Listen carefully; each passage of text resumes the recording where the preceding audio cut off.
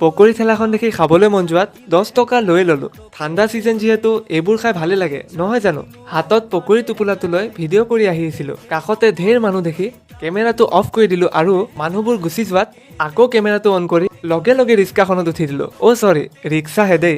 মাত নুফুটা বয়সত মই ৰিক্সাখনক ৰিক্সা বুলি কৈ থাকিছিলো আৰু ব্লাউজটোক বালুজ বুলি কৈ থাকিছিলো।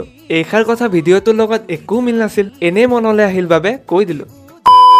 বাৰু এইবোৰ বাদ দিয়ক, এখন হাতত ফোনটো লৈ খাওঁ কেনেকৈ মই এতিয়া।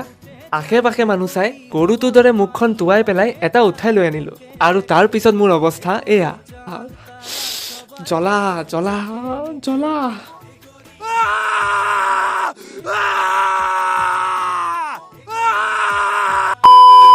দিনটো কষ্ট কৰি বাছত আৰামত বহি যাম বুলি ভাবো, সদায় সদায় মই চিট নাপাই এনেকে ওলমি ওলমি যাব লাগে। কি যে কৰিম ন। তেনেকৈ হেঁচি ঠেলি ওলমি ওলমি ঘৰলৈ আহি পালো আৰু বহুত দিনৰ মূৰত ফিংগাৰ খালো। আৰে আঙুলি কথা কোৱা নাই অ', এইকেইটাৰ কথা কৈছো। এই ফিংগাৰ কেইটা খোৱাৰ এটা ধৰণ আছে, কি জানে? এইদৰে 5টা আঙুলিত 5টা সোমাই লৈ এনেকে খাব লাগে। সৰুতে এনেকে কোনে কোনে খাইছিলে বাৰু ক'বচোন কমেণ্টত। কি যে সুমধুৰ দিন আছিল ন। আৰে ধেত তেৰি, তাকে খাই আজিৰ এই ভিডিঅ'টো সামৰণি কৰিলো। চ' আজিলৈ আহিছো, আকৌ আহিম নতুন ভিডিঅ' লৈ। বাই।